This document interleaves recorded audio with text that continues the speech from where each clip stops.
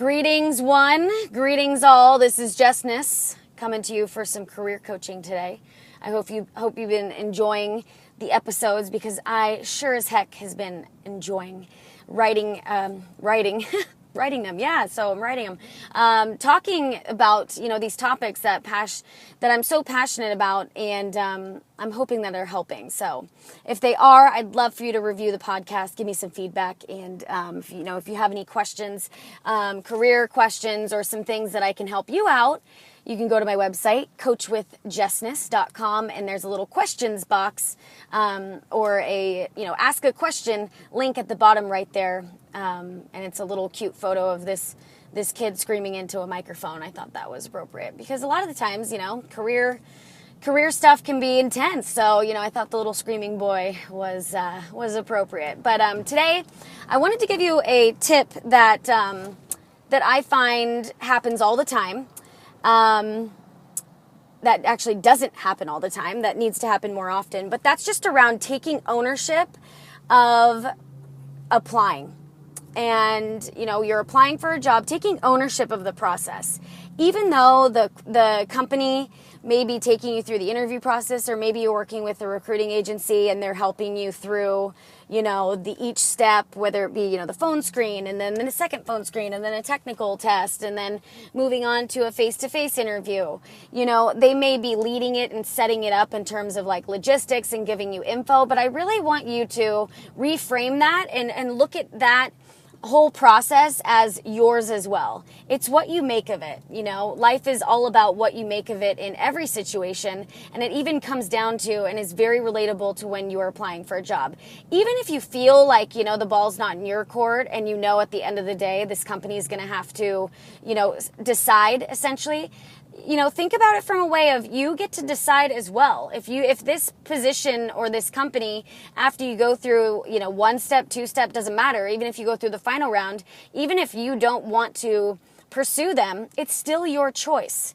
Keep that perspective. It's empowering and it'll help you move through the process and make clear decisions based on what's best for you. And just feel a little bit more at ease with the whole process. So some examples of what I see all the time around taking ownership is, say you have that first call, and the first call is supposed to be at 10 a.m. And, I'm mainly referring to recruiting calls. So, a lot of the times, I'm the first line of defense, I guess you will, for the company. So I do the first round phone screen. I do, are they technically sound? Are they a fit for the role? Do they have the experience? Kind of that kind of stuff. And then also, of course, gauging their interest in coming to our company, and then also why they want to come to our company and, where they see themselves in 5 years, yada, yada.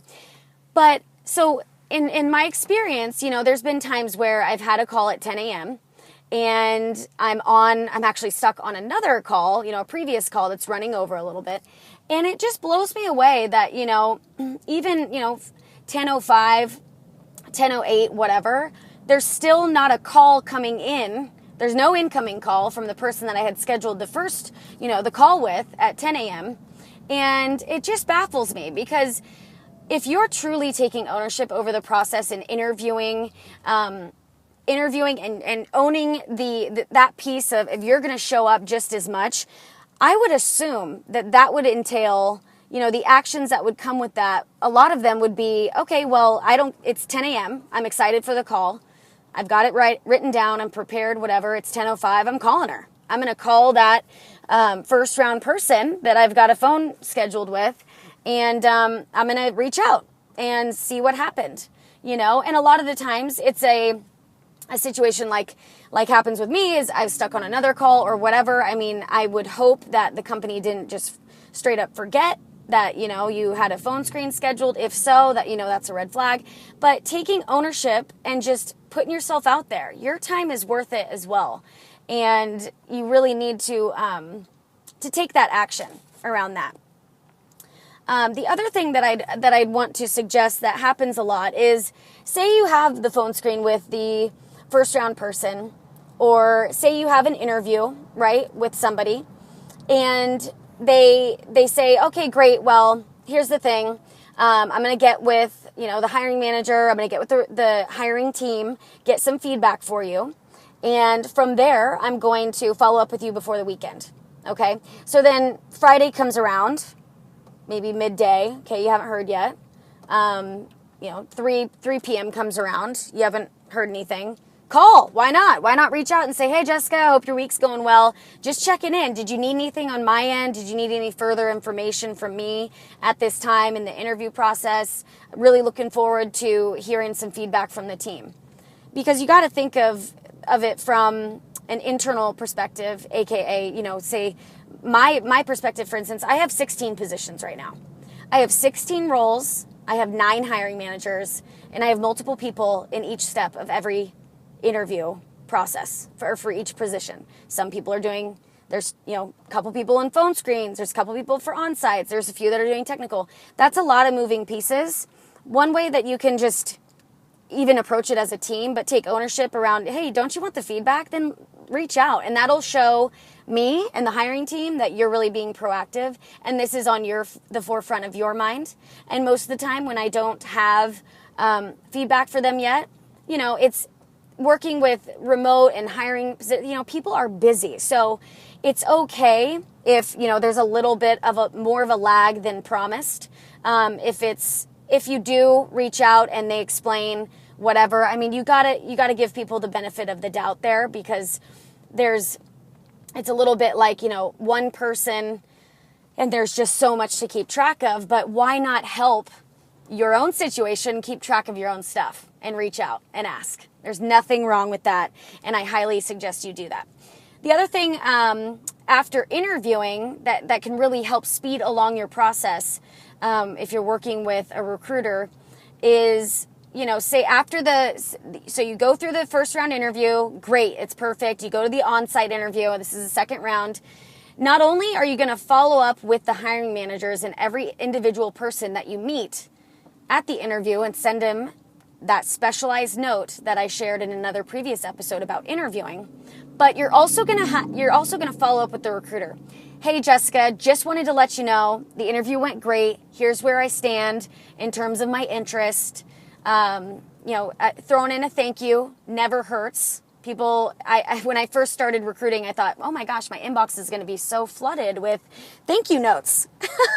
And I think, people don't think about that. People don't think that you're really going to bat for them. And a lot of the times, I'm using my agency background and my agency mentality, because it's just ingrained in who I am and also some of the ways that I was trained. But the people that I am putting forth in front of my hiring managers, my VPs of engineering, my VPs of strategic services, my senior directors, all of these people, I am explaining why I think they're a good fit and what makes me excited about the candidate that I am interviewing with, or I am putting forward for an interview.